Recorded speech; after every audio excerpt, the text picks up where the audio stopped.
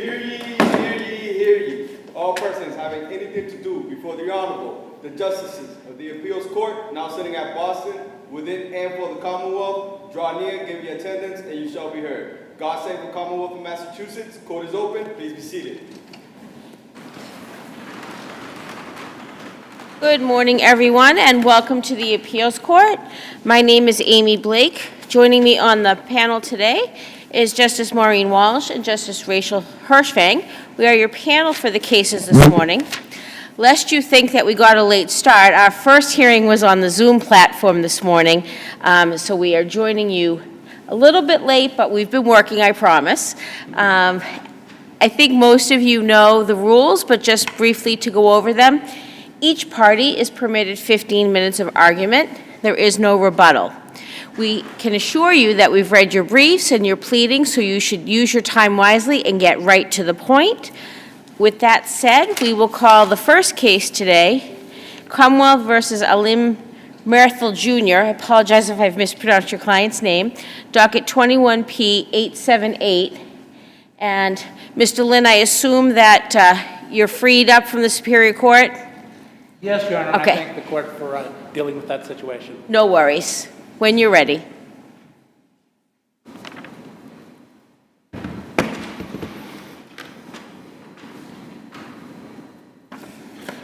Good morning, Your Honors. May it please the court, Paul Lynn for the Commonwealth. I want to make 3 points this morning. The first and most important of which is that this case is controlled by Commonwealth versus Rosa. In Rosa, the court ruled, and I'm quoting now from page 370 of the Rosa opinion, quote, Article 30 of the Massachusetts Declaration of Rights protects a prosecutor's right to decide whether to prosecute a defendant and for which offenses. A court may not impede the exercise of that right by imposing an additional requirement on the prosecution before it can refile the charges. So I have a question, and I guess I understand what happened here, but hypothetically, could the Commonwealth have gone back to, and I'm going to use this word loosely, vacate the dismissal in the first case? And if so, is there a rule that permits that? Is there a standing order that permits that? Can you help me with that? The Commonwealth can always move to reconsider a motion within 30 days. That's in the rules of criminal procedure. And we certainly could have done that in this case, except that But that has a 30-day window. Correct. Is there anything with an open window? Not that I know of, Your Honor. So is there such thing as a motion to vacate a dismissal? Whatever you call it, it would have to be filed within 30 days.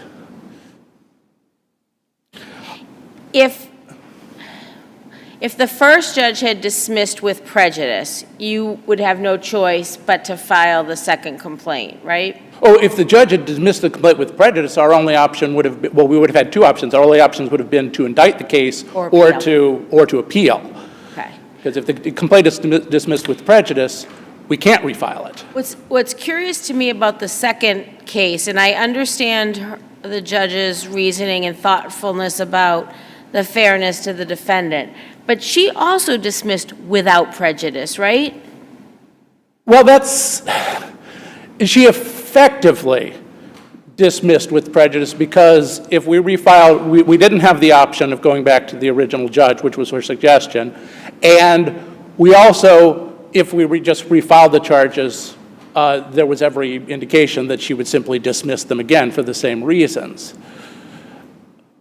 Okay.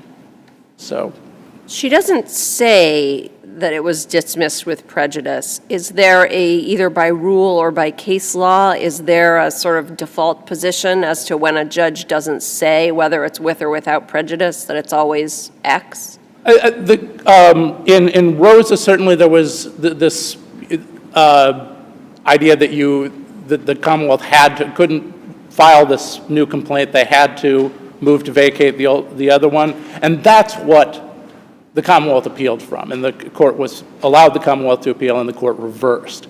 So whether or not this is legally a dismissal with prejudice, it is still something from which the Commonwealth is entitled to appeal if the judge used the wrong standard, which she did.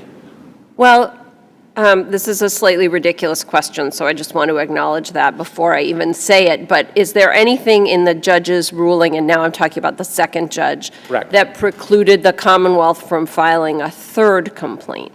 Only futility, Your Honor. Fair. And the first dismissal was after the complaint had issued, there had been a series of continuances. This dismissal was prior to arraignment. Is that right? Yes, there was a delay in the arraignment due to COVID. So to address the judge's concern about the query, would this even appear if it was dismissed prior to arraignment? I'm not certain, Your Honor. In Commonwealth, I'm not one of those judges that can spit out the case, but I am one of those judges that remembers the holdings and almost can see the picture of the case. But the ability of a judge to dismiss prior to arraignment, where does that authority come from? The courts have said that the judge has inherent authority to dismiss a charge under certain circumstances, but it is made clear in the case law over the last 20 years the circumstances are extremely limited. Otherwise, they impinge on the prosecution's constitutional right to decide which charges to bring. But how do you dismiss something? So if the arraignment is the formal manner in which a defendant is advised of a crime, how does the judge insert him or herself into that process procedurally properly? Under what rule? So a not guilty plea has not been entered, That's clear, yes. right? And so you're dismissing what? Well, you're dismissing the complaint, which does exist at that point. The complaint exists, but the defendant has not been arraigned. Correct. Where does the judge have the legal authority? Now, even after arraignment, the case law is clear that the Commonwealth has to consent, right? Or engage in egregious prosecutorial misconduct, of course. True. Yes. But where does the judge have the sole authority? Nowhere. Thank you. I would also point out, even if the judge had authority to ask us to remand it, to reconsider, let me try that in English, had the authority to say you should go back to the judge that dismissed it without prejudice, that would make no sense here, because the situation, the relevant situation here is the one that exists at the time that Judge Grant considers this motion to dismiss, not the situation that existed 2 years earlier when Justice Tynes dismissed the case without prejudice. So it's, first of all, unconstitutional, and second, not logical. Your brother filed a supplemental brief telling us why we shouldn't apply Rosa. He's going to say it much more artfully than I will, but I read his supplemental brief to say Rosa doesn't apply because we had different judges here. Is that a difference without a distinction? That is a difference without a distinction.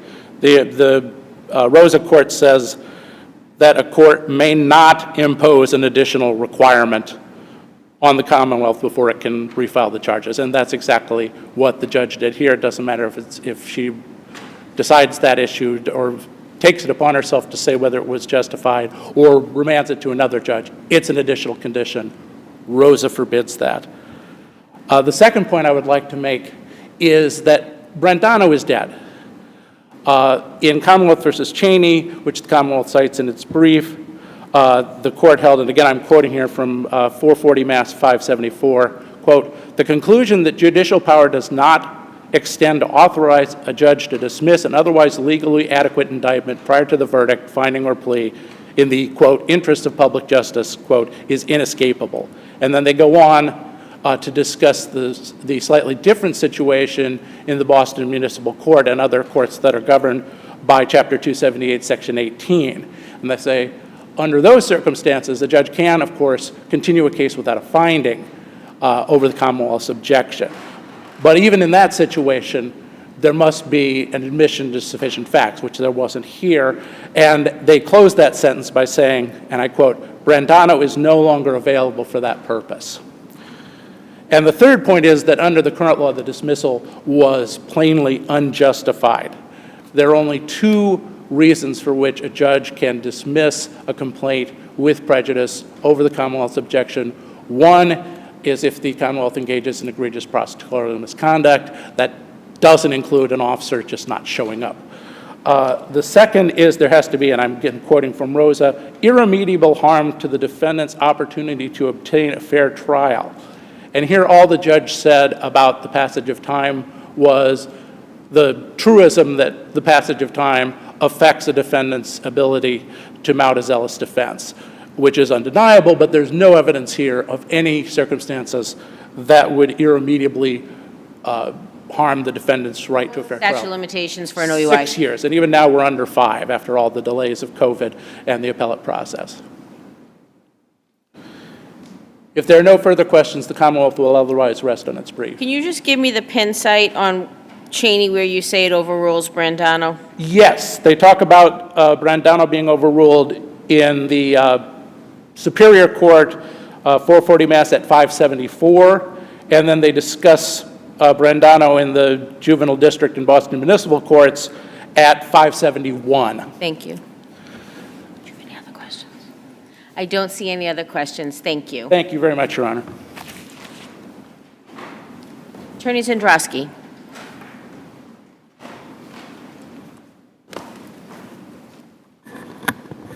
Good morning. Morning. May it please the Court, Matthew Zendrowski here on behalf of the FLE ALIMS MYRTHIL. And so I will start with Rosa, because I do agree that that is probably going to be dispositive of this case. And so I think there is that small window in Rosa that you highlighted where it is a different judge who is dismissing the revived complaint or the second complaint. And so that judge, in dismissing that, raised a number of concerns about the initial Judge Tynes' dismissal of it, including... Counsel, I really want to hear what you have to say because it's important to me, and I'm just having a difficult time. Maybe it's with the air conditioning. think Can you so. just, maybe just, you'll Outside never talk voice. too loud. Outside voice. Outside voice. Outside voice is great. My voice gets lost. Okay, so there was a different... The different judge dismissed the case and wanted to send it back to Judge Tynes. I'll pick up from there. And so in dismissing that case, the judge highlighted a couple things, including the fact that the dismissal wasn't for an emergency and that, there were other circumstances surrounding that dismissal that she didn't have access to. I'd note that there's no docket about the first dismissal, so we don't know what that docket entry says about the dismissal of the initial complaint. And so by sending this case back to the initial judge, that judge was in a better position to, it kind of goes to the... So let me interrupt you for a moment. Yeah. What does dismissal without prejudice mean to you?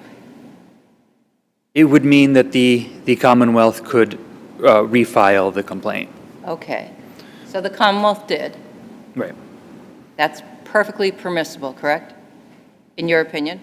You agree? Well, sort of. I mean, they can refile it, sure. Okay, so sort of the Commonwealth had that authority. But I think... Where does the judge, first of all, have the authority to dismiss something that hasn't been arraigned? Procedurally, the defendant hasn't even stood up and said, not guilty. That I'm not sure on. I didn't do research on that particular point, so I'd ask for leave. So if I would suggest to you that there is no authority for a judge in a busy court, which some of us have sat in, as much as we would want to do that, do not do that, because the arraignment is the first formal time that a defendant is noticed. How can we affirm? In that circumstance, I think it would be difficult to affirm. But I'm not sure I would go along all the way with that hypothetical. But Well, say I'm wrong, right. just for fun. How do we affirm this? Well, if The dismissal without prejudice means the Commonwealth who has the executive authority to bring a complaint, how do we affirm and say, judiciary says, no, you can't? Well, I think it's sort of that window in Rosa with a little bit of the inherent powers, the capacity of the trial judge to determine the rights of the parties. And so in this case, there's those outstanding issues that she highlighted in her motion to dismiss about sending it back to Judge Tynes, that she didn't have any of the record. She didn't know, essentially, she didn't have any great insight as to why that case was dismissed, and she had concerns about that. And so that's sort of, I think, where that authority would come from, sort of in those last paragraphs of Rosa with the inherent authority. I take your argument, and it may be the only one you can make, so I am not unsympathetic to that. And you are correct that the facts in Rosa were different from the facts in this case because of the different judge situation. The part where I have trouble following you is the part where, I mean, this is what we do in the development of the common law, right? We look at the cases that have gone before. The facts are almost never exactly the same. And so we talk about how the facts are or are not like the case in front of us. But the fact that this is terrible English, a precedent with different facts doesn't establish a legal principle that, well, if your facts are different, then you get to look at the law differently. So the part where I'm not following you is, what about Rosa's facts being different? In other words, what about it being the same judge in Rosa means that this judge's dismissal was legally not covered by the Rosa decision? Right. So my sense would be essentially that in Rosa then, it was almost a circular process where the judge ordered that case dismissed, and then would, if the Commonwealth wanted to revive it, would have to come before the same judge. So at that point, she had that opportunity. She could have done any of those inherent power options, and she chose not to. She chose to require the Commonwealth to file a motion to vacate or reconsider. It's sort of up in the air there before her. And so it goes to that separate judge. That's sort of, I think, where we get out of Rosa again. So I think, let me see if I'm following this sort of from an Article 30 perspective. Is your argument that in Rosa, the judge inserted themselves, I don't know who it was, into the Commonwealth's charging ability in a way that was constitutionally impermissible, and that here, because it was a different judge who was saying, you need to come back to the judge, there wasn't an unconstitutional insertion? Yes, and with those other issues of the information that was before the first judge. So essentially, that judge had the power of the case before she dismissed it in Rosa. It's the same judge. But Judge Grant chose to just make the Commonwealth go through that hurdle. And so in this case, because we're sending it back to another judge, that would be my argument why we get out of Rosa. Is the hurdle any less high when the judge is different? Well, I think it does, in this case, particularly impact or bring up the capacity of that judge's rights to determine the party, to kind of manage the docket, where there's an element of docket management, and it's in the defendant's brief, kind of the hurly-burly, that this court, or that the lower court would have more of an interest rather when it's the same judge circling back to herself. And so in this case, given she felt she didn't have that information in front of her, I think that's why it would be justified. Isn't that pretty much every day in the BMC? That the judge doesn't have the information in front of him or her? I mean, it's you know, it's a lot of justice dispensed in a very short amount of time by a rotating group of very diligent judges who, by definition, are handing things off to each other, right? I know BMC is, Dorchester would be a busy court, but I can't really speak to their internal workings. Right, but to Justice Hershfang's point, I mean, Judge Tynes is a wonderful judge. Why this case would stick out to him as to remember why the case got dismissed, he probably thought, okay, one case off my docket and on to the next 40. and we don't have the docket of the first case, but presumably it said something about the trooper's failure to appear. So it seems to me any BMC judge could read a docket. We can take judicial notice of dockets. We could even ask for the docket in this case from the first case and see that that's what it said. Let's assume it said trooper failed to appear, dismissed without prejudice. Tynes is a wonderful judge, but what's the magic in his ruling on that versus Grant versus any of the other wonderful BMC judges? Well, I think it's just that he would be in a better position than the judge who is admitting that she doesn't understand the facts or the circumstances surrounding that dismissal. And I think, too, that would also go to the defendant's motion to dismiss in the first place, or that's raising. We have a colleague that likes to say one branch of government at a time. And this case just strikes me as a one branch of government at a time case. Do you agree that Brandano, for the purpose that at least Attorney Lynn argued this morning, has been overruled by Cheney? Yes, I was sort of citing Brandano for the feeling of Understood. The judge taking those sorts of actions more so than the actual letter of Brandano. Counsel, you'd agree with me that there's no such thing, it's a legal fiction, that a particular judge has personal jurisdiction over a case. There's nothing in the law or statutes or anything. Right, yes, I would agree with that. One judge, all judges are equal, right? They all have the same authority and ability.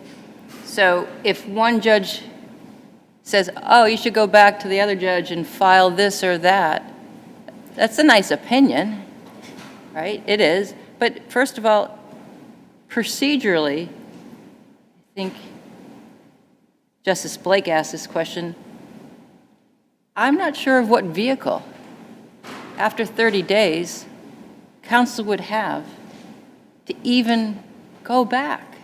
And even if they could, they're not required to, right?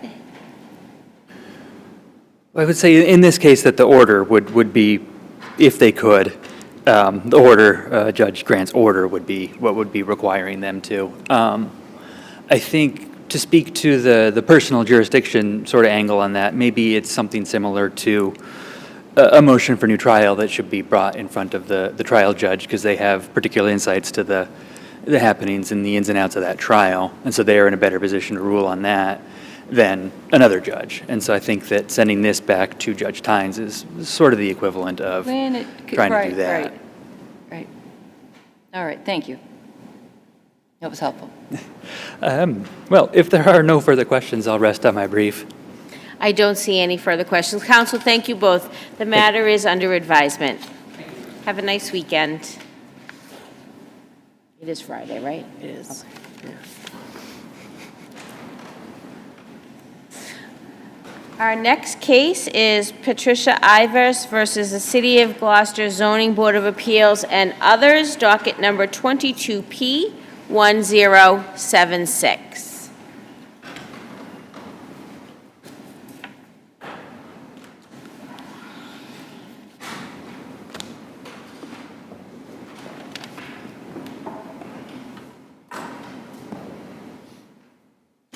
When you're ready. Good morning, Your Honors. May it please the Court. My name is Joel Favaza. I'm here on behalf of the appellant, Patricia IVAS. And I am I think we're going to have to ask you to speak up, Outdoor too. voice again? Okay. No problem. I am here on behalf of the appellant, Patricia IVAS, and I am here today at bottom because my client has been erroneously denied the ability to complete her exercise of her appeal of a zoning decision granted by the Gloucester Zoning Board of Appeals. This has nothing to do with the appeal, but I'm always curious as to why you don't file in the land court, where we have judges that just know how to do this work. Without getting too far into it, I was not the attorney at the time this was All right, initiated. I won't hold it against you then. But, Okay. but it actually directly relates to my first question, which Please. is standing. And Sure. I understand what the Superior Court judge did here, and as an abutter, I understand that argument. But particularized harm, the judge kind of leaps over it and gets really to a different aspect of the merits. And as you know, we can affirm on any ground apparent in the record, and I'm concerned about your client's standing. So I need you to help me with that. Sure thing. So as to the standing argument, so I think that as the Superior Court judge pointed out, as a direct abutter, she's presumed to have standing. It's rebuttable, obviously.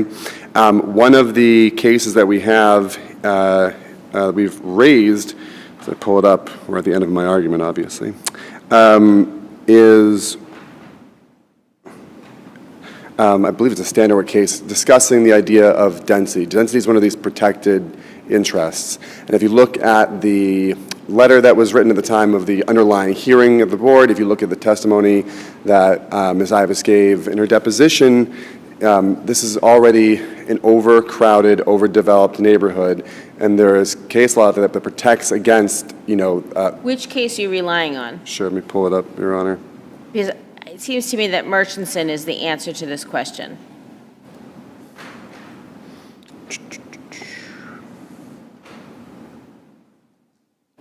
That'd be Murchison v. Board of Appeals of Sherborne, which is the 2020 case. So I think I'm looking over at Standerwick, actually. Because Standerwick v. Appeals Vandover, 2006 case, talking about, again, the density argument itself. So when we're talking about density, are we looking at parking, noise, privacy, and all of that? All of the above, and I think it's... So your client already lived next to what was at least, or is now, a two-family building that had an attic in it. So those things pre-existed the request to change the attic into a studio apartment, right? Correct. So this reminds me of so many cases that we hear out of Somerville or East Boston, or these neighborhoods that you wonder, is there even any land to build something, and somebody finds a patch of land somewhere to build on. And I think our case law has been pretty clear about what someone in your client's shoes has to prove. And we can talk about density, we can talk about parking, but she has to show the particularized harm to her, and that it's different to her than any other neighbor. And I know you rely on the second floor tenant in part to talk about her issues, but I'm not sure that gets you there. No one else objected at the time that the special permit was considered. So what is there in the record that shows that these issues are unique to Ms. IVAS? Sure. So Ms. IVAS's particular location and proximity to this existing building and in proximity to where this unit is going to make her directly the most affected neighbor, right? Everyone in the neighborhood is going to be impacted by another unit, by another car, et cetera. But she personally, again, you're right, she's already living with, blinds closed, that sort of thing. These conditions already exist. But the exacerbation by adding yet another set of people living in this building that she's going to be overhearing conversations, that she's going to be, losing privacy to. I use the example, if Justice Walsh and Justice Hershfang were both kicking you under the table right now, that's annoying to start with. But if I came up there and started poking you also, even though you're already dealing with being kicked under the table, then now there's a third person, providing this aggravation to you. And again, I have no right to do so. I'm over the limit by coming and doing this. So I think that her particularized harm is from her proximity. What do we have in the record that backs that up? Sure. So in the record, we have the testimony that was provided to the Board of Appeals, talking about the conditions she lives in currently. We also have her deposition testimony. And again, to that point, without hopping around too far, one of the issues we talk about is the fact that, at the very underlying hearing, as far as, getting testimony to the record, she was denied this opportunity to fully articulate to the board what was going on and respond to new things that were submitted at the very meeting itself, right? That was an attorney the second time, right? Yes, one of my predecessors, and again, that was one of those situations where the board accepted new material that very night and then denied her the opportunity to explain to them, respond to that material, right? And so as far as looking to the record, there is, again, when we're looking, viewing the evidence most favorably to the non-moving party and not weighing the evidence, just seeing if a trier of fact could potentially, if the evidence, falls the way it's supposed to, find the non-moving party's favor, when you view it in that light, you still have enough in the record already to at least kick this back down and say, yeah, listen, there's reasonable belief that she's going to get to trial and be able to prove these facts that she's already begun alleging, to date. So, if I may go on, Your Honors, one of the most important things I wanted to point the Court's attention to is that we have a lot of dimensional variances granted in the underlying case. And Because it was already a pre-existing. right, the change of use was wiping out the right. And so I want to point out is that, as I'm sure this Court is aware, the standard for variances is very, very tough to genuinely, I know anecdotally variances are granted, but very few survive coming to see a court like this, because the reality is the law says they have to be, a real dire situation in order to deserve a variance, to qualify for a variance. And so here we have a pre-existing non-conforming house on a pre-existing non-conforming lot, right? And we have, the lot is in productive use as a two-family. The owner has not been ordered to do any work to it. The building stands, it's occupied. The owner has provided no evidence that the rental income from only 2 units is sufficient to maintain the building, pay the taxes, service the debt, etc. So if you strictly enforce the zoning ordinance on this property as it stands, no problem. That two-family can stay, that undersized lot can stay. Everyone can go on for another 100 years, right, like this. No big deal. But your client would still hear boiling tea kettles, phones ringing, and conversations. She would hear 2 apartments worth, and that is the pre-existing situation. She would not hear 3 apartments worth.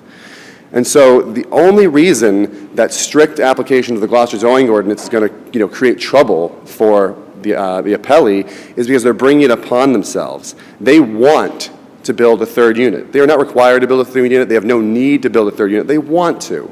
And a variance is not about want. A variance is about need.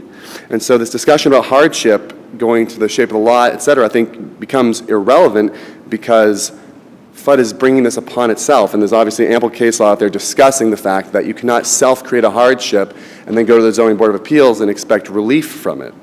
How about, this is a little out of left field, so don't be shy about telling me that. I know that this is a 40A case and not a 40B case, but I also know that the board considered the need for additional housing in the town in considering that. To what extent is the need for housing in the greater Boston area a hardship that can or should be considered? That factor could be considered in other portions of the permits they're requesting. For instance, their special permit for use, that's all consideration. The variance standard does not look at the community need. The variance standard looks at a hardship that is genuine, that is not self-created, and that is unique to the property and unlike, not generally found in the zoning district, right? And so that's the second point I'd like to make is that, ignoring the fact that this is a self-created hardship. If they just do nothing, that two-family can stay a two-family in perpetuity, no big deal, right? They're asking for this trouble. They're asking for this hardship. If you go and you say, well, let's pretend, it wasn't self-created. Okay, fine. Is this hardship unique? Now, I appreciate that shape is a condition. Long and narrow is, a condition of shape. But as you can see in the record from the assessor's cards that are sitting in there, I should step back and say, first off, they are in what's called the R5 zoning district. There are thousands of lots and buildings in the R5 zoning district in Gloucester. And so the idea that, you would have to show that this is the one long and narrow, this is the unique long and narrow lot in the R5 district is a pretty high hill for the appellee to climb. But we don't have to go that big. We can just look at the assessor's records that are in the record, and you can see that within a stone's throw, there are other long, narrow lots that are also undersized, overdeveloped. This is a very normal lot in this part of Gloucester, certainly in the R5 district. Anecdotally, I'm 7 houses up, I have a long and narrow lot. Now, obviously, you can't take my testimony, I'm not a witness here, but you don't have to ask me, because if you go into the deposition testimony, you see James McSweeney, the principal of FUD, admitting there's no hardship. He's unable to articulate how his lot is any different than anybody else, and repeatedly responds no when my predecessor was asking, well, is the shape of the lot impacting your ability to build? No. Is the topography of the lot impacting your ability to build? No.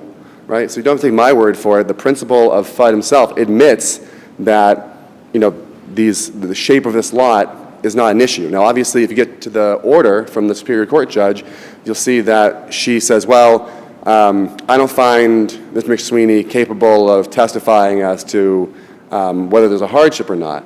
But again, as a summary judgment standard, I'd point back to the standards I discussed, which is that one, we're not weighing the evidence, right? And two, we are viewing the evidence in the light most favorable to the non-moving party. And so I think that the judge was incorrect in throwing out the fact that the principal behind the LLC that owns this building admitted under oath there's no hardship, right? We frankly, in discussion with my predecessor, we kind of thought it was over then, said, okay, great. He admitted on the record, there's no hardship, right? So that's But kind the of... judge doesn't have to credit that. Again, maybe a finder of fact at a trial could say, I find it, But for summary judgment for summary purposes. judgment, I would say that you're not supposed to be weighing the evidence, right? You just go, okay, could there be... What is the genuine issue of material fact? Because I am concerned about the standing issue. But if I accept that your client has standing, what is the genuine issue of material fact here that leads this case to another day in court? Sure. So obviously I have 2 minutes left, so I'll go straight. The variance one is the easiest one to talk about. The material fact question is there a hardship, a qualifying hardship, meaning it's not self-imposed? It's a material fact question right there. Two, is that hardship, which they've articulated as the long and narrow shape of the lot, is that unique in the R5 zoning district to this lot? Those are two questions of material fact relating to the variance alone. There are, a plethora of other material facts relating to the special permit standard. For example, Section 1.8.3 of the zoning ordinance requires 6 factors to be analyzed by the zoning board. The decision is silent on 2 and very superficially kind of brushes across 4 of the 6. So there's a genuine issue of material fact, whether all 6 of those factors have been met. There's nothing in the record. And nothing in the record meaning nothing in the decision, also nothing in the order from the Superior Court. It makes no factual findings as to those 6 factors, as to all 6. And then you can even get under, you can go further down, material fact questions as to, was the board, violating its own rules of procedure and allowing the appellee to submit things night of the meeting, despite the rules saying otherwise, but refusing to let the appellant speak night of the meeting, alleging that the rules were preventing them from doing so, right? These are all factual questions as to behavior, as to what was being found by the zoning board, what was being found by the Superior Court judge, and until we get a chance to go back down to the Superior Court and actually hash this out, I don't think this is ready for a disposition Is that an yet. open meeting violation? I think that's... No, I would disagree with all respect to the lower court judge. I don't think it's an open meeting. I think it, again, is going to where they're acting arbitrarily and capriciously, and that the rules say you have 72 hours in advance, nothing else comes in. Oh, Attorney Fine, come on up and give us pictures. Oh, Miss IVAS, Attorney Faherty, you can't come up, right? That's all factual based. And so I'm running out of time here, so I will rest my brief if there's no further questions. I don't see any other All right. questions. Thank Thank you you. very much.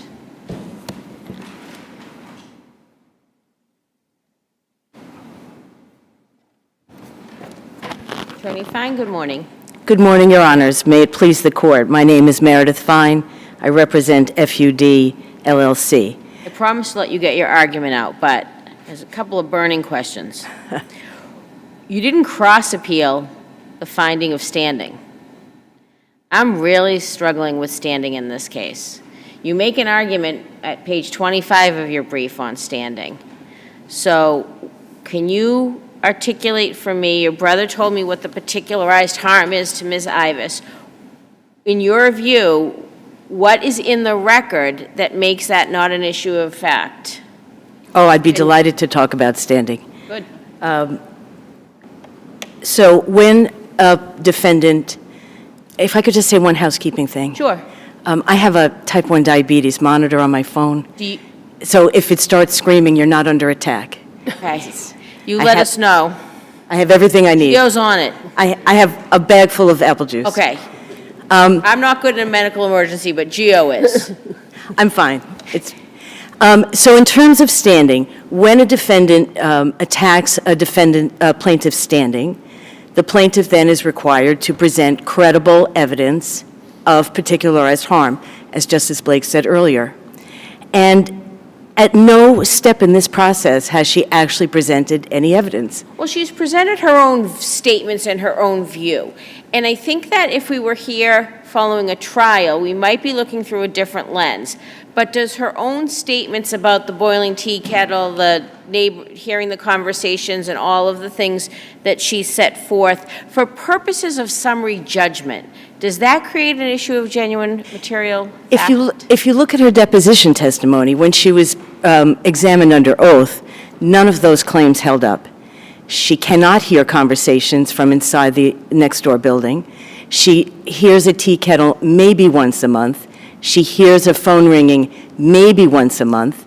She cannot see the first-floor resident in his kitchen or his bathroom. Though the best way I can say is that her letter to the board exaggerated any potential harm. And what my brother was saying here, proximity, the Kenner case states that just being impacted by just having an effect is not necessarily harm. And the Murata case says that proximity is not necessarily harm.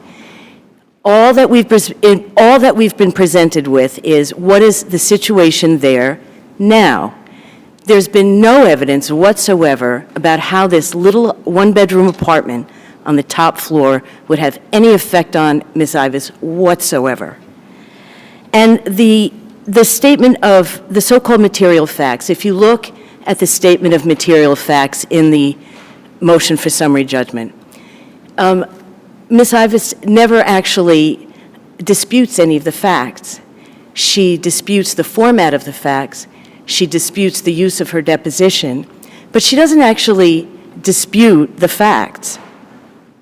The issue of improper procedure is also not a genuine issue of material fact, has nothing to do with the underlying zoning case.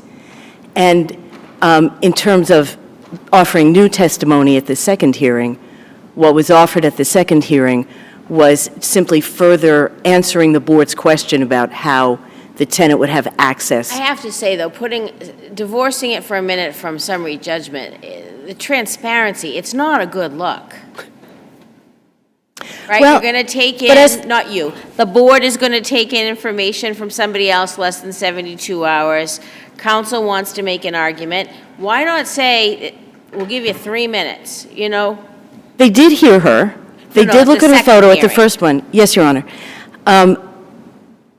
But the hearing had already been, as the trial judge said. So you quibble with the way it was described, but the board did take information that had been presented less than 72 hours before in violation of its own rules. It seems to me better practice would have been to allow counsel 5 minutes at the hearing. As the motion judge says, it was the chairman's first night. He had just been elected. And so there was a certain amount of toing and... I hope you take back to the chairman at least one judge's view that it's a bad look. Understood, Your Honor. In terms of the density, when a plaintiff makes an argument about density and they wave the density flag, that gets them in the courtroom door.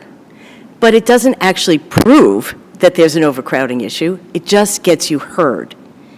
The only evidence that they offered about density was counsel's, not this counsel's, but counsel's own lay opinion that somehow this one little apartment was going to tip this neighborhood into a different characteristic. There's been no expert testimony, no treatise offered, no evidence at all that this apartment would make a difference. Is it permissible to infer from the lack of other objectors anything? I would infer agreement. Do we have any cases that say that we can infer that? That silence is acquiescence? Not that I'm aware of. But I will say that when the second floor neighbor who lives at FUD's property came in, she was only concerned about construction. And the standard for the special permit is, will this be substantially more detrimental to the neighborhood? Substantially more detrimental to the neighborhood. And there is no way that's one little apartment, it's going to be invisible. There are no exterior changes to the building. The building will not be any closer to Miss IVAS. It won't be any taller than it is now. The apartment will literally be invisible. I just want to return for a second to the issue of standing and emphasize that the plaintiff needs to show substantial adverse effect.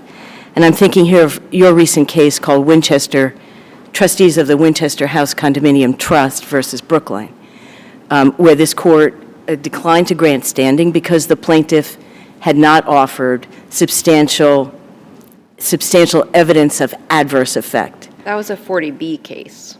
It was a 40B case, but I think that when you look at the totality of the discussion about standing, and I can't remember exactly, so I probably shouldn't say this, but I think that that case did make a reference to 40A. Have you preserved your rights to now challenge standing? Well, I did raise it in my brief at some length. And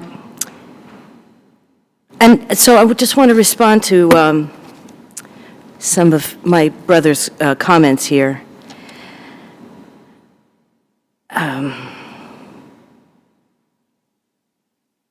In terms of the idea of this being a self-created hardship, it would be a self-created hardship if FUD had built this building and then wanted to add to it. This is not a self-created hardship. And the requirement for the variances did not say that the shape of the lot has to be unique to the residential district. That would be, then nobody would ever be able to get a variance if you had to have a unique lot shape. What it says that it doesn't have to be, that it has to be different from the general nature of the district. And this is a district with very mixed uses, one family, two family, multifamily. And so the shape of this lot, I can't say that it's unique, but the size of the building on the lot, if the whole district looked like this, they would have had no problem proving overcrowding. But they have no evidence that there's actual overcrowding going on. And then in terms of Mr. McSweeney's testimony, first of all, Mr. McSweeney's opinion of the hardship is not relevant here. It's only the board's opinion of the hardship. And as the trial court correctly found, the court was not assessing Mr. McSweeney's credibility. They were stating as a policy, if you will, that lay people are not qualified to define the legal term of hardship.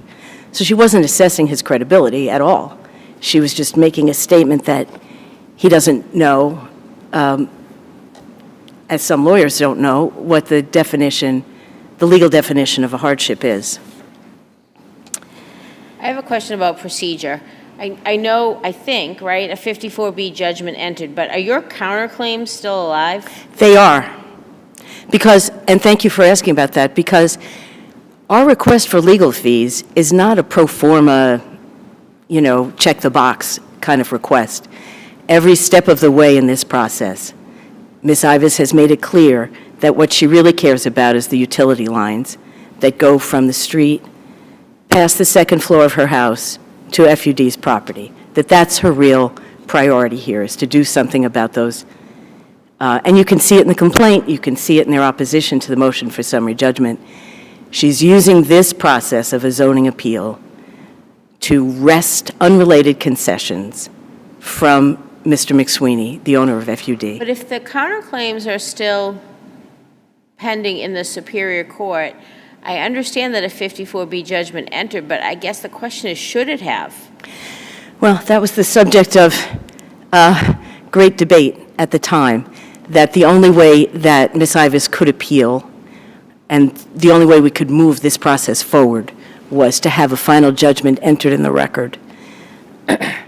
And so, Whether we affirm or reverse, you're still moving forward with your counterclaim on behalf of the city, or behalf of FUD, excuse me.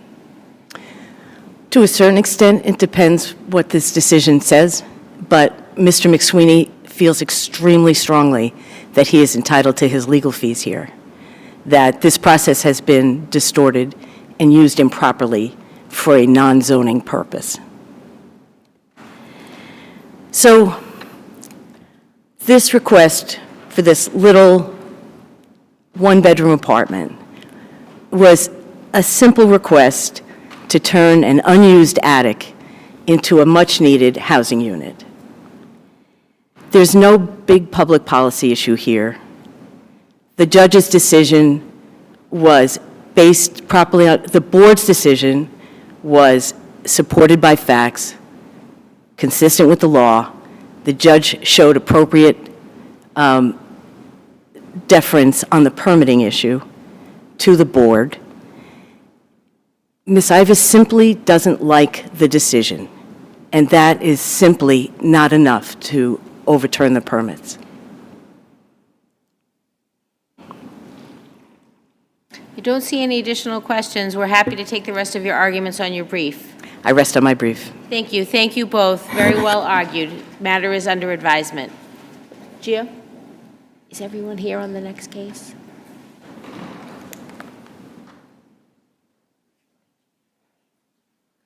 Oh, yeah, okay.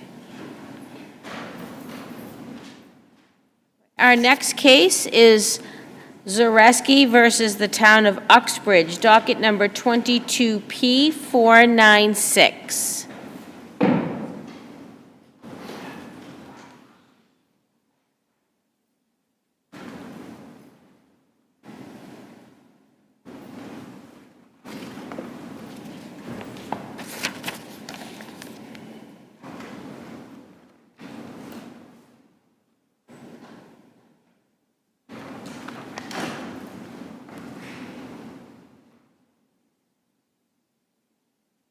Counsel, when you're ready.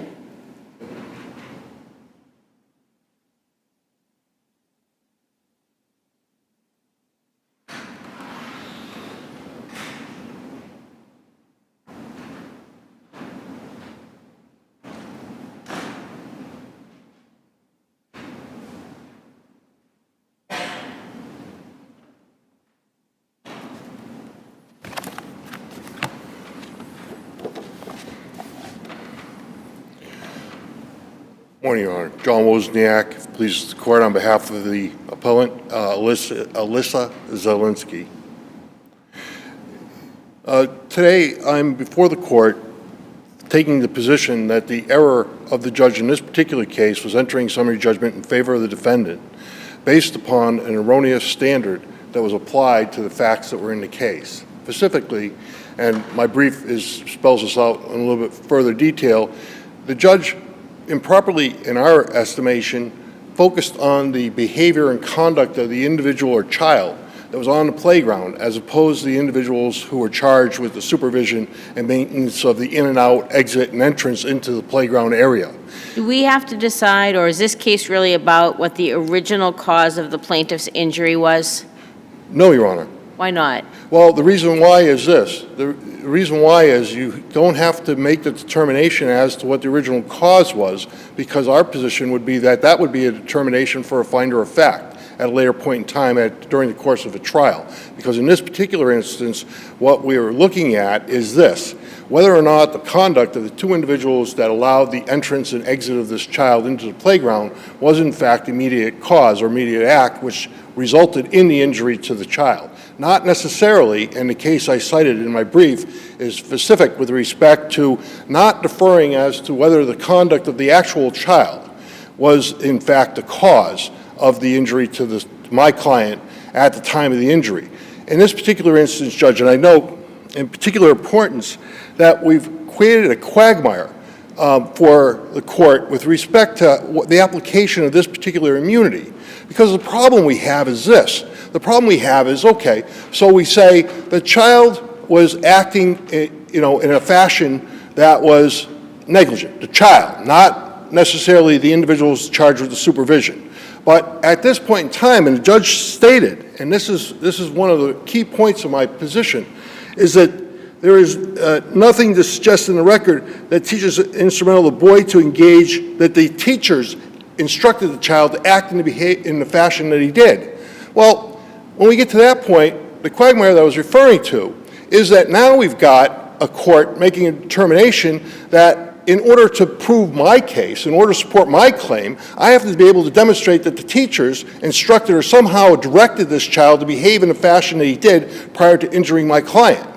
That can't be the case, Judge, because Take you back to my question, because do you disagree that 10J holds that public employers are immune from their failure to prevent harm if the condition or situation they did not originally cause? So the original cause goes directly to the immunity under 10J. I probably didn't say that as artfully as I should have, but I think you understand my point. I do this second time, Judge. I do now. I do understand it, and yes, in fact, we would have to have a finder of fact make the determination that the municipal employees were, in fact, their conduct or act was the cause of the injury to my client. And was that when they allowed her to leave the playground to go to the restroom, or when they allowed her to come back in? I think it was a combination of the two, Judge. I think that what the finder of fact has to make a determination as to whether or not, at the time they both released her unsupervised and allowed her back at re-entry, again, unsupervised, at the time, that was the immediate act which caused or was related to the cause of the injury suffered by my client. Your Honor, the issue is this, the difficulty is this.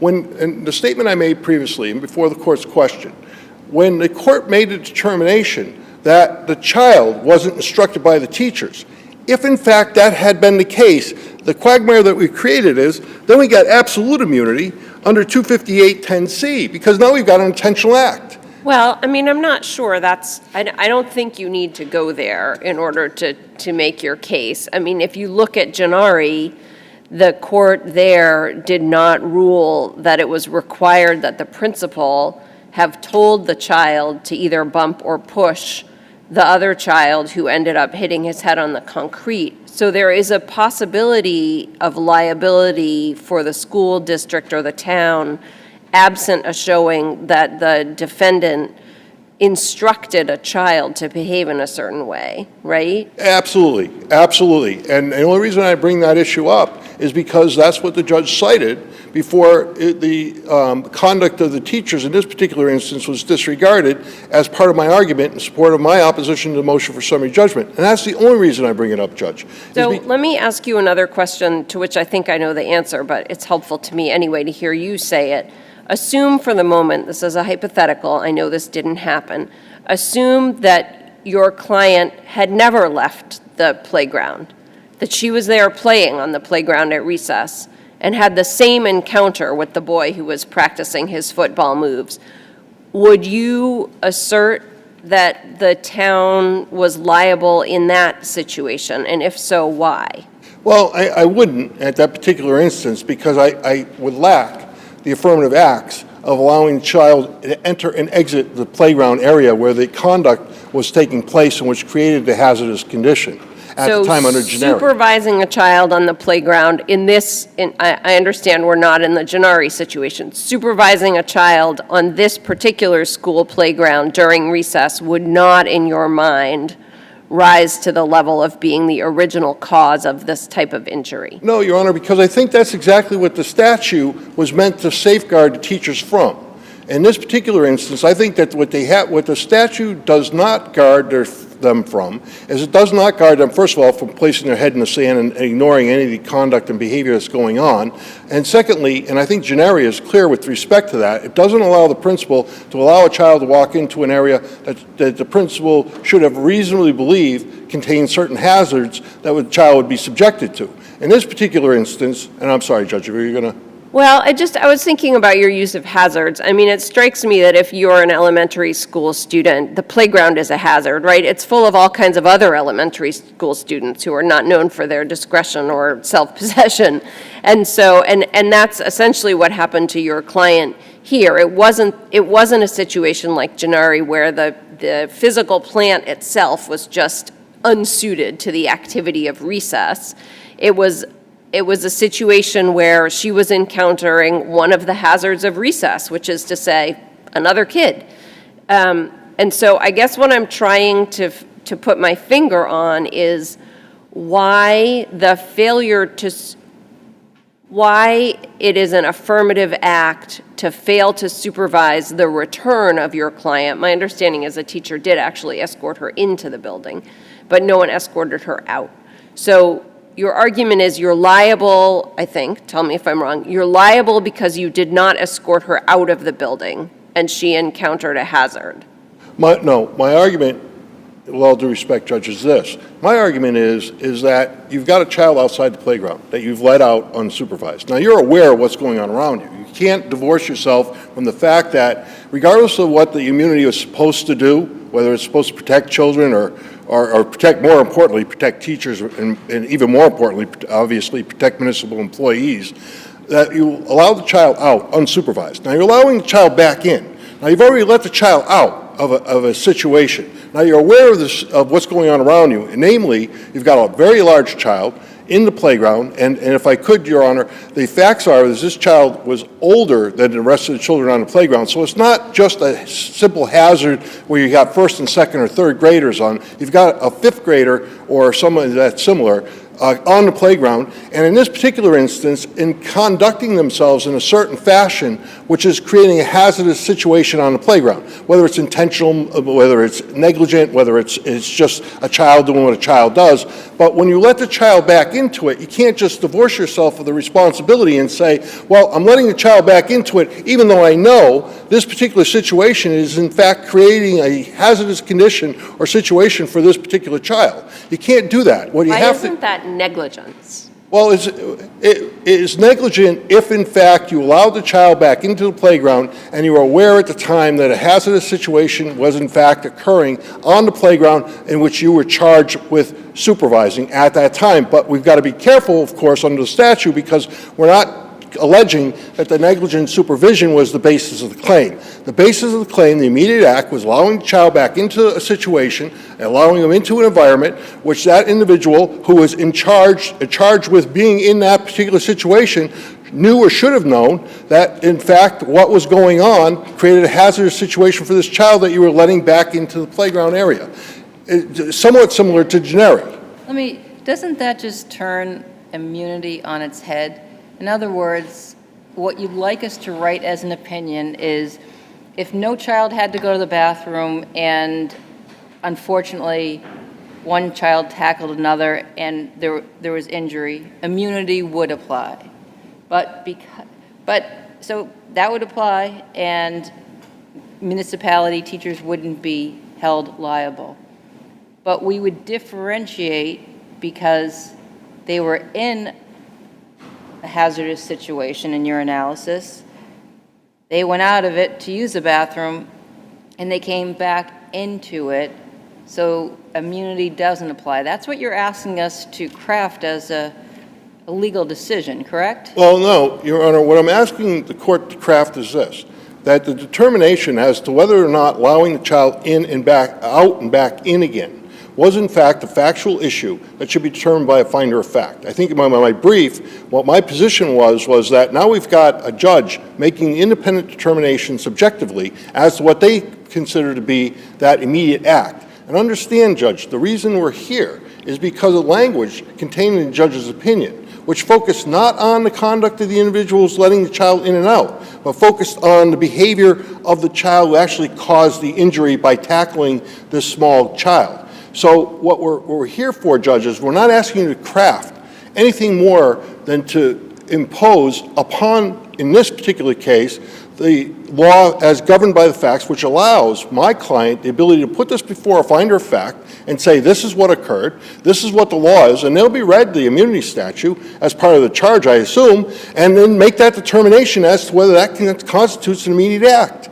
But yet, to allow a judge, to make that independent determination subjectively, based upon briefs submitted by counsel and oral argument, is in our case inappropriate and improper. So what we're asking the court to do is not necessarily craft an exception or do what they did in Gennari. What we're asking the court to do is allow us to take this matter before a jury, a finder of fact, and put the case in front of a finder of fact, say, here's the law. This is the law. These are the facts. This is our position with regard to the conduct of the individuals who are required and charged with supervision of the child, leaving the playground, coming back in the playground. This is the very minute and very finite area or finite exception to that rule. It's called immediate act. And we have to be able to prove to you, more likely than not, that that immediate act was the cause of the injury to this child. That's what we're asking the court to do. The judge's decision, and Judge Sullivan on page 4 of her decision starts her analysis. I'm going to read the first sentence and ask you if you agree or disagree with what she says your argument is. The plaintiff contends the granting of permission by the supervising teachers to the minor plaintiff to go to the restroom during recess was an affirmative act that was the original cause of the child's injury. Is that still your position? That was partly my position. My position was a little bit more expansive than that. It included the return to the playground as well.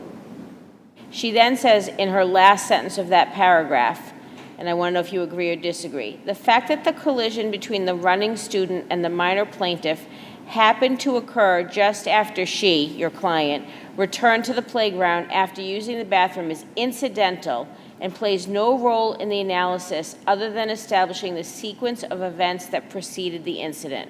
I strongly disagree. That's what you just okay. Strongly disagree. And you have to disagree with that, Judge, because the problem is the facts, just that statement itself lends itself to a material dispute, a dispute as to the material facts involved in this case.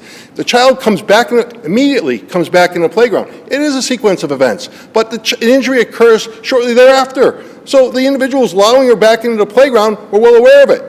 And by allowing her back into it and going back to Gennari, that's exactly the situation that was created by the principal in allowing the children to walk into a concrete playground. So there may not be an answer to this, but what do you say the teacher should have done?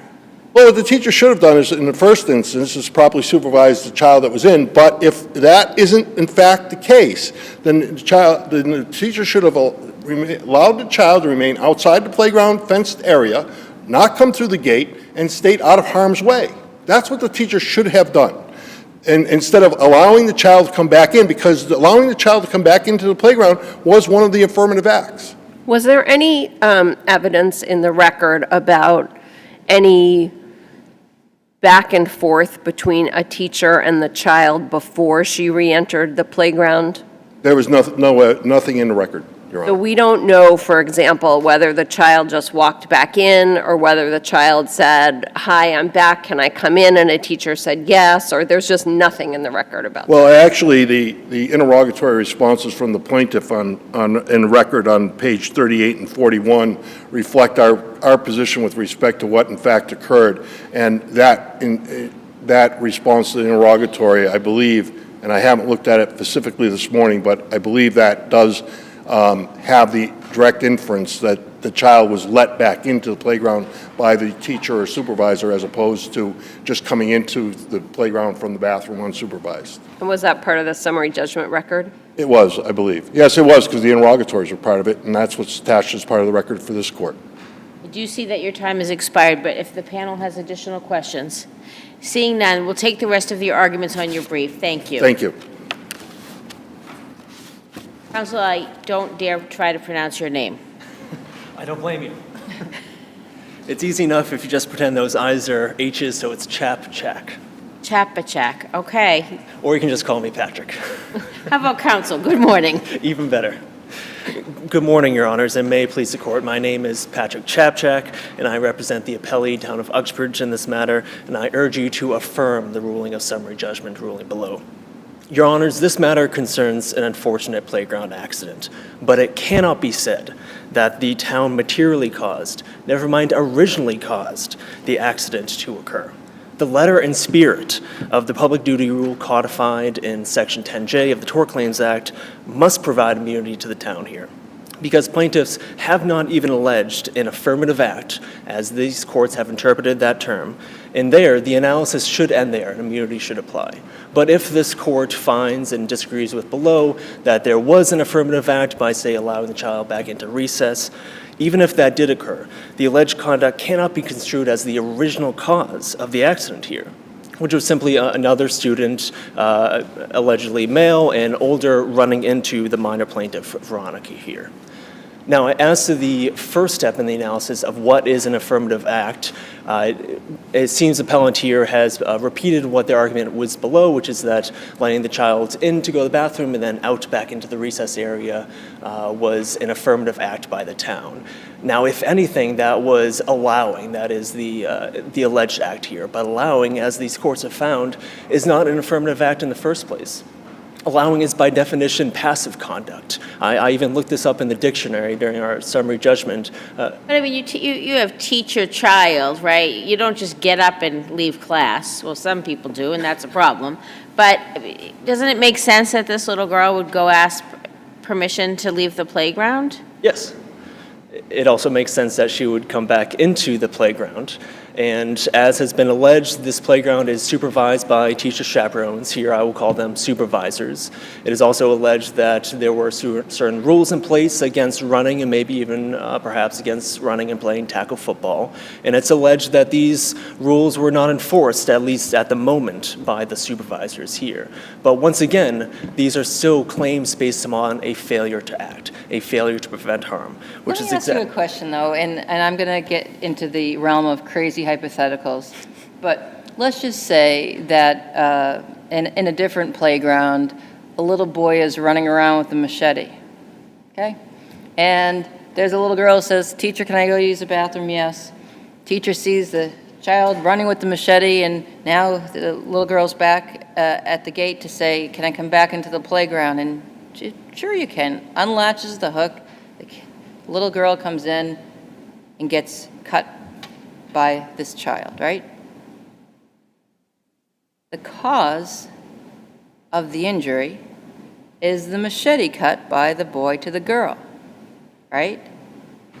In this instance, when you see a child running with a knife and somebody is let into that situation, is your position that immunity would attach because the mere opening of a gate or allowing somebody passively back into an area is not anything that surmounts to materially causing it or such? While that is an extreme example, I would say yes, immunity should still apply. And here's why. The analysis that you're thinking of here is a negligence analysis. Should they have done differently? Yes. But this statute is a immunity against negligence statute. So it's entirely different analysis than just normal common law negligence. And I think your example is pretty similar to the Brum v. Dartmouth 2000 SJC case, where a teacher knew that gang members were coming back to a student in their classroom who had threatened to stab the student. Those students then, in fact, did come back and did stab that student to death. The teacher, while she could have done more to prevent that harm, that claim was still based upon a failure to prevent harm. Impressive, counsel. And once again, I think the use of your word allowing there shows the similarities again here, that the two different sets of conduct that are alleged are both allowing. And I think the Starr versus Lincoln-Sidbury case and also the Lynn versus Cormier case are illustrative on this point, where the courts have found in those cases that simply allowing something else to happen. In the Starr v. Lincoln-Sidbury case, that was allowing a untrained, unsupervised volunteer to supervise field hockey practice. Someone got injured. That claim was still based upon a failure of the school that was originally in charge of that practice to act and prevent harm. Similarly, And here, there's no other defendants, right? The entirety of the case, okay. the supervisors were not named individually, nor the school itself. This is just the town of Uxbridge as the one defendant. How about you didn't discuss, I don't think you discussed the Gennari case in your brief. Could you discuss that now?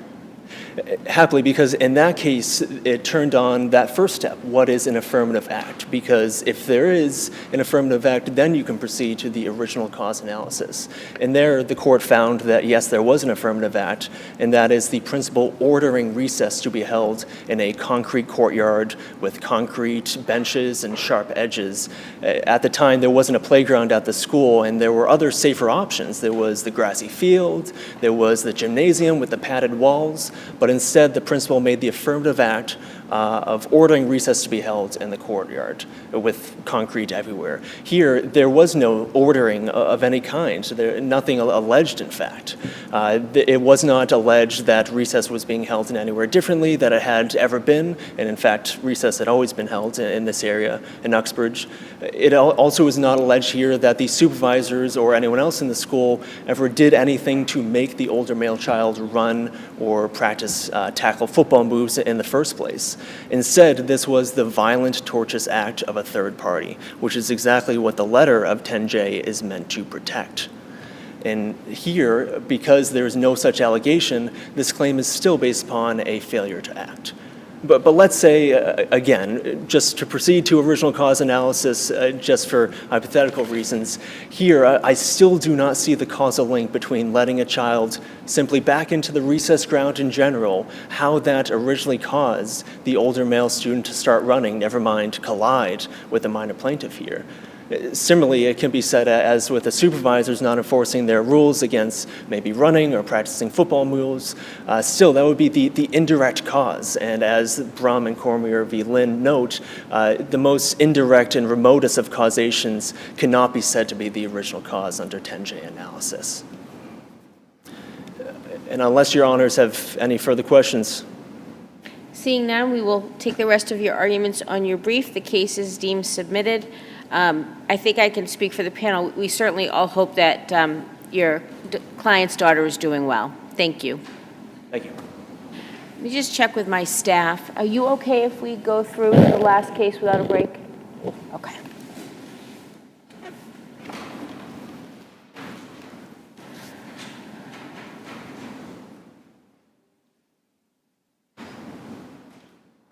Our last case of this session is the Department of Children and Families versus Mother, docket 22P0455. As counsel approach, I just remind you that it is an impounded case, so please do not use any first names. Gio, do we have some students in the courtroom? We do. Let me just check with the panel. We might be willing to talk with them after if they want to hang around for a couple minutes. Unless you're bored, which I can understand, but if you want to stick around, we could probably talk to you for about 10 minutes or so. Not about any of the cases you heard today, but we'd be glad to do so. So, thank you. Counsel, when you're ready. Good morning, Your Honors. Excuse me, my allergies. Tamika O'Brien on behalf of Mother. Your Honors, termination in this case, termination of mother's parental rights in this case was not appropriate, especially given that the fact that the child was in a permanent kinship placement, and where there was no evidence that mother had attempted to disrupt that placement. In this case, guardianship was proposed. The goal was changed to adoption in October of 2019, and then in May of 2020, the goal was changed to guardianship. However, the trial judge in this matter still terminated mother's parental rights. As we know, a finding of unfitness does not require termination. And in this case, where a mother was shown that she had made improvements and was continuing to work on the issues that the department identified, which were her substance use, housing instability, and domestic violence issues, she had worked on those, and for about a year prior to trial, was making some good progress. So therefore, termination here was just not necessary. I'd like to discuss a little bit about some of the inconsistencies in the trial judge's findings. When it comes to the housing issue, the trial judge in finding of fact number 8 said that mother had obtained an apartment. It was a 2-bedroom apartment, and there was a bedroom for the child. However, in finding of fact 35, the trial judge continued to state that mother has housing stability issues, and then found a conclusion of law number 10 that the housing remained unstable. This is not the case. In fact, the last visit that the department went to visit mother in March of 2021, the department found that her house had improved in the cleanliness and neatness. She was in arrears, but I think it's important to know that her rent had gone up about $200 a month, and she was in arrears of about $400, and was working with an agency to help cure those arrears.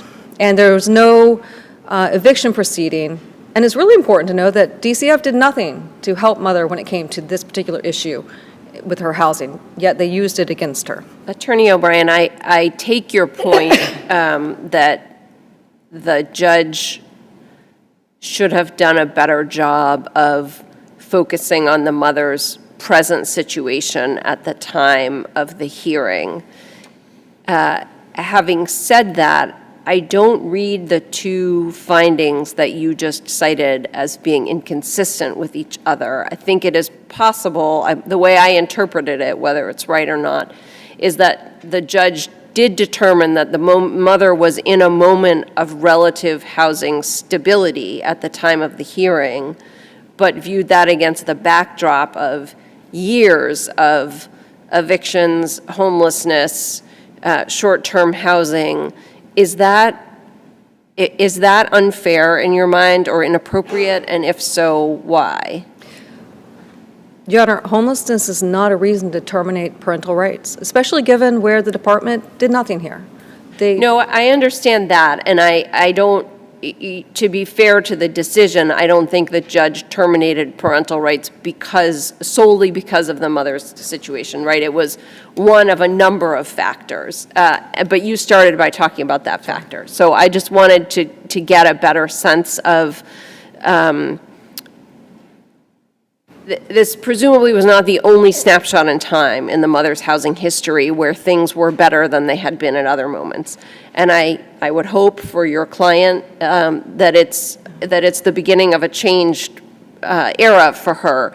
But is it inappropriate for the judge to consider that this may not be the beginning of a changed era and to look at the history?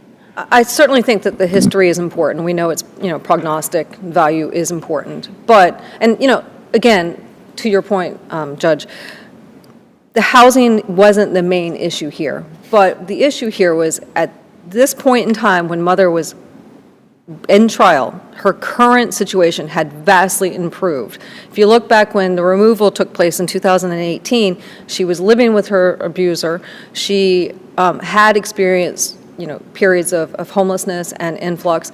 She had some serious substance use issues, but at this point in time, her current state was that she was in multiple programs, was working very hard to maintain her sobriety.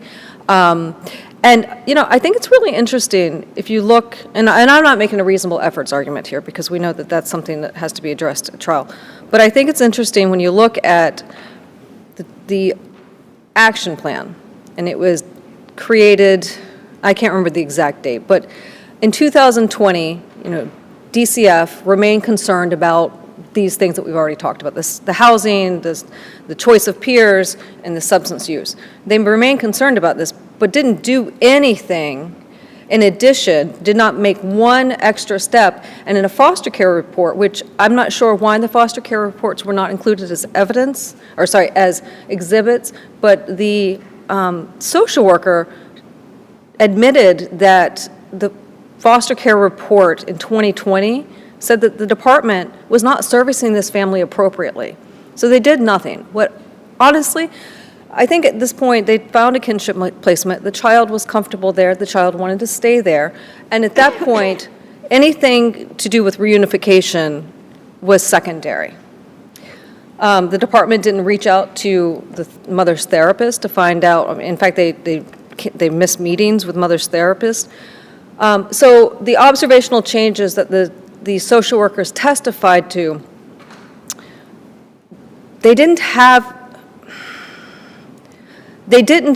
go look for any changes. They just used their opinions. And I think that that's really important, because if you're saying that this parent is not making the progress necessary, isn't it important to back that assertion up when you're looking to terminate a parent's rights? You said you're not making a reasonable efforts claim because it wasn't raised below, but similarly, there was no abuse of discretion motion under Daisy filed below. So not blaming the messenger, but Thank you. I hear you loud and clear, but there were certainly touch points during the life of this case, particularly with the attempted and then failed reunification, where a mother could have said, hey, DCF, you're not doing what you're supposed to be doing. And now we're left in a position with the record we are, with very understandable arguments, but perhaps not the record to do it on.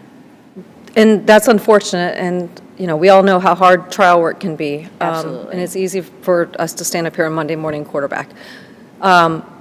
So I'm certainly not suggesting that was a failure. I am suggesting that DCF failed this family in multiple ways. Is it your view that mom was fit at the time of trial? My argument is not necessarily that mom was fit, but mom was on her way to fitness. And even if she wasn't fit, termination wasn't necessary here. Something else that I think is really important and is the domestic violence situation. There are countless times in the testimony and then in the findings of facts where, DCF and the trial judge agreed, DCF complained and the trial judge agreed that mother just wasn't able to separate herself from this. Domestic violence is a complex phenomenon, and it takes victims multiple times to extricate themselves. And I think that something that really needs to be addressed in these cases is the application of custody of Vaughn when it comes to cases with state-involved custody. And in Vaughn, and I by no means offer a lecture to the court, but in Vaughn, we're looking at custody going to an abuser, possibly going to an abuser. And in that case, the SJC, the appeals court and the SJC said that it was important to have specific and comprehensive findings as to the impact of domestic violence on that child. And unfortunately, what's happened since Vaughn is that mandate has not transferred over into termination or custody cases with regard to state-involved cases with DCF. And I think it's very important that we create a body of law here that addresses those, because frankly, it's almost more important if the state is taking your child away and making a custody determination than it is in a regular custody case. But what happens is, in Vaughn, there's a phrase, it's grievous harm. And that's what trial courts and DCF latch onto every single case. And nowhere is there a rule that mandates that the requirements of Vaughn for specific and comprehensive findings in custody matters also be applied to these kind of cases.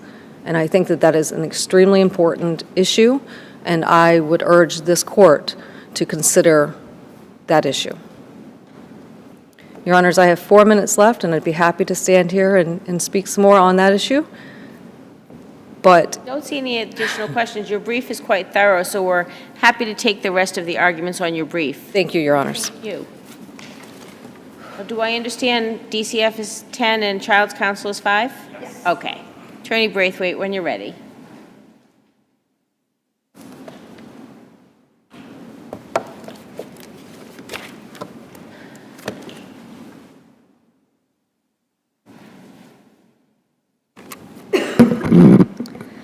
members of the panel, may it please the court. I'm Kristen Stone Braithwaite, Assistant General Counsel for the Department of Children and Families, and I'm here today asking that you affirm the decree issued by the lower court.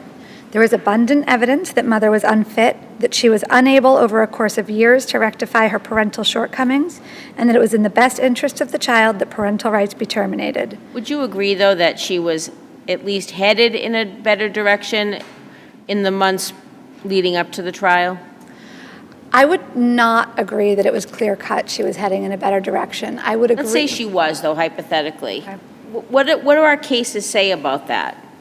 Well, our cases say that given the fact that there remained a wealth of record evidence that she continued to have struggles, that the past was relevant. I would point the court, in particular, I would point the court to adoption of Elena and argue that here, as in that case, the judge gave due consideration to the question of whether the mother's unfitness was temporary and looked to the current evidence in the context of mother's long history of involvement with drugs and properly found that the fitness was in fact not temporary. Also, as in Elena, mother's participation in services may be commendable, but it is impossible to tell when, if ever, it would be safe to return the child to her care. And the court concluded in this case that the child has waited long enough. I know I'm jumping a little bit around, but to the point of this particular question, I think there are some very important facts that are important to bring attention to.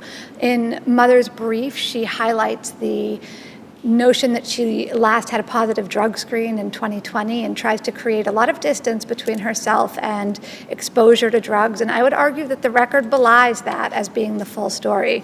I don't want to ignore 2020 because I think it's actually really important.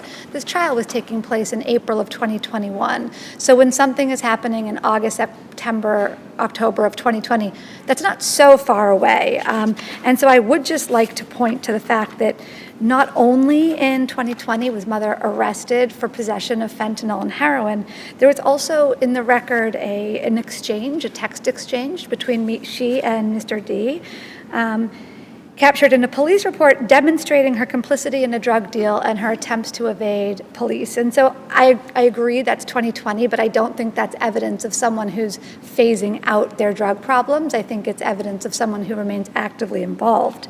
Let me jump in for a moment, because to me, although so many of these cases are difficult, this is such a tragic case, right?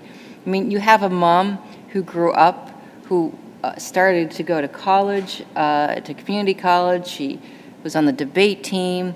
She played softball. She gets an injury, and then lo and behold, like many people in that time, she was prescribed oxycodone and then became dependent. And everything that follows after that, her choices, if you will, being a person now afflicted with a substance use disorder, affects the child.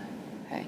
And certainly there's plenty in the past record to point to say she had her issues and struggles, and that affected the child. But at the time of trial, I do think it's important to note that there was progress. And while there's no crystal ball of perfect recovery, Mom was trying. Trying doesn't mean perfect. So my question isn't really about the unfitness when you look at the overall span, but can you talk to me a little bit about why termination of her parental rights at that point in time was the correct decision? Because there's a lot in the facts and the record of this case that show so many different faces of the struggles that many moms and then many children have due to substance use. So can you talk to us a little bit just about then why termination? So I think the I think there's a lot there, and I want to acknowledge that it is true. This is someone who was on debate team. You can see how her life got hijacked by an injury, and it breaks your heart. And I think, and I won't spend a lot of time here, but certainly I know this panel is aware that these are not moral judgments. The words sound moral, but it is not implied to mean that the mother does not love the child, that she does not want to do what's best for the child. Now, with regards to what was happening at the time of trial that I think justified termination, there's two things I'd specifically like to point to in response to your question. The first is that the record does contain evidence beyond the 2020 of ongoing exposure to drugs. In particular, I don't want to go through all of them, although I'm happy to if the court would like me to. In particular, I want to bring the court's attention to June of 2021, where there was a police response for someone who had overdosed, and both mother and Mr. D were present. I believe they were the callers, to their credit, to the police. The individual who'd been overdosed had to be Narcaned on 2 separate occasions. So there is temporal evidence of an ongoing engagement in substance abuse life. So I don't think it's accurate that that was completely in the past. One of the other challenges that this court clearly was faced with was the fact that mother was not forthcoming. She was not honest about what her involvement was with regards to substance abuse, substance misuse, and treatment. And this case reflects a tremendous number of instances where it appeared that things were going well, and then the shoe would drop. And one example is drug court. She graduated. It was slightly delayed. I could spend time on my feelings about that, but she graduated drug court, and that's a major achievement, and she deserves recognition. Absolutely. And it's not easy, and I used to practice in the juvenile court next to the drug court, and I know how involved and how intense that is. But the following month, she was arrested with possession of heroin. So there is a disconnect between whether or not she's taking in what she's learning, and that is relevant to the current, not because it happened currently, but because the fact that there is some evidence of improvement in this particular set of circumstances, it was fair that the judge didn't say, and therefore I'm confident that everything is okay. So I think that if we look at Jacob, if we look at Elena, if we look at Yvonne, those are cases that instruct us that where we have parents who are showing that they are doing the work, and we want to commend them for that, it doesn't mean that the judge is abusing its discretion, his or her discretion, in finding that there still remains ongoing concern. And I could point to a couple other more record evidence things, but I want to also answer your question about termination, because I do think that was a question that anyone might ask themselves, given that there's a guardianship with grandmother. Why terminate? You do not need to terminate. The first step is unfitness, and the second is termination. And the judge was clear, and whether or not we agree with her, I think her decision is supported by the record evidence and therefore due deference. But the court specifically found that mother's acrimonious relationship with grandmother meant that failure to terminate mother's parental rights would create a situation where the child's long-term stability would be in jeopardy, and such permanency insecurity would not serve the child's best interest and likely lead to unnecessary anxiety for the child. And if I could break that down just a little bit, and I won't if you don't want me to. So if I could break that down just a little bit, the record also showed that I want to be clear, the court credited that there was a bond, that mother was affectionate with this child in visits before and after reunification, that the child benefited tremendously from the relationship with mother. There was closeness, and in windows of time, she credited mother's ability to keep the child safe, and she also credited that from day one until termination, mother wanted this child returned to her. So the judge was not suggesting that there wasn't a connection, but there was other evidence. There was evidence that after visitation, the child would become increasingly dysregulated, as was described in the testimony from grandmother. That specifically in the case of the child meant that after visits, she'd become bossier. She would need to control more. She would sometimes have nightmares. She would display some of the symptoms that were present more after the removal, which in fairness, I think was attributed more to PTSD from the removal than living with the mother. I'm not suggesting it means that the mother did something so, specifically traumatic in that way, but the child was having a negative effect from the time spent with the mother. That doesn't mean they shouldn't have visitation, but the other thing that is really important to mention here is that the mother's testimony reflected her belief that she was fit. And if mother believed that she was fit at the time of trial, then there is no reason why in 6 months mother wouldn't again believe that she was fit. And if she were to do that, she could come and file a motion for review and redetermination. I recognize that in countless cases, that is an avenue we want open, and I did not enter my role with DCF in a desire to see rights terminated. I did it because a lot of times there's successes. I think we're going to have to leave it there, counsel. Okay. Thank Sorry. you. My apologies. Thank No, you. no apology. Mr. Caffrey. Thank you, Your Honor. Good morning. I'm Attorney Colin Caffrey, and I represent the child, an 11-year-old girl who has lived with her grandmother since 2018, aside from a 2-week failed unification. And I would like first to address Mother's point that DCF didn't provide or didn't provide enough services for this family. DCF facilitated a reunification between mother and child at Grace House that failed after 2 weeks. The mother could not successfully parent this child at a residential treatment facility, and mother was discharged for violating the rules of that facility by failing drug tests, not completing her chores, not keeping her room sanitary, drinking energy drinks, shoplifting, and contraband. What could be more prognostic about mother's ability to care for this child?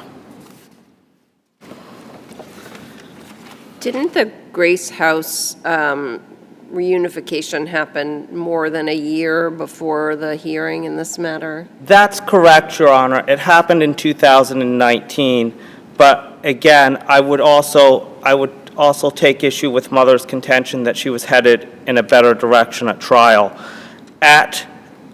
Between mother's graduation of drug court and the date the findings were made, there were 23 dates with mother was involved with the police, 23 times. And again, that was continuing almost up into the date of trial. In February 2021, mother's intoxicated boyfriend, Mr. D, was found at her home. The police were called. In December of 2020, the police were called on mother and her boyfriend because the neighbors were living, I believe the findings stated, in fear of them. Can I interrupt for a moment? Just because your role is to tell us, not to defend the department, but to tell us the child's perspective and the child's view, right? Yes, that's correct. And we just have half of your time left, so can you please just focus on that for us? Yes, Your Honor. The child would like to remain with her grandmother. She has been there since 2018. She is seeking to remain there. She has improved. The court found that she has improved since she was placed with her grandmother. She is participating in extracurriculars, chorus, and dance. Her dental issues have been resolved. When grandmother took custody, the child had severe dental issues. In fact, grandmother had to teach her how to brush her teeth. She's now currently medically and dentally up to date. She is now exceeding her educational goals and has perfect attendance, whereas the court found that when she was living with mother, she missed school 36 times. The child wishes to stay with grandmother. And again, Your Honor, the court recognized that the child and this mother had a bond, and they recognized mother's involvement in the child's life. But the court just wasn't enough to overcome the other factors supporting termination. Mother's now quibbling here with the weighing of the evidence and how the court weighed the evidence, and asking this court to second guess how the trial court weighed that evidence.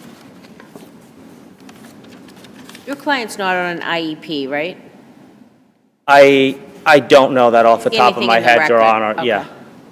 I apologize. That's okay.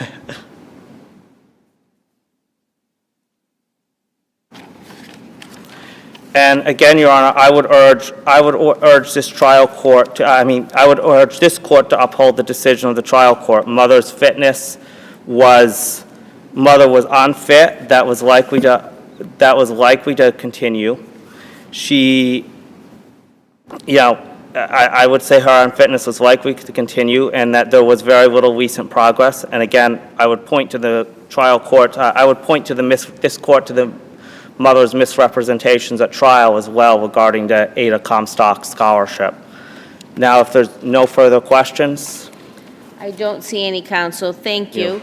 We will take the matter under advisement. I will say these are among the most difficult cases for any court to decide, and we certainly understand that notwithstanding the struggles your client has had, that she loves her child. That's very clear in these papers. So for whatever that solace that gives her.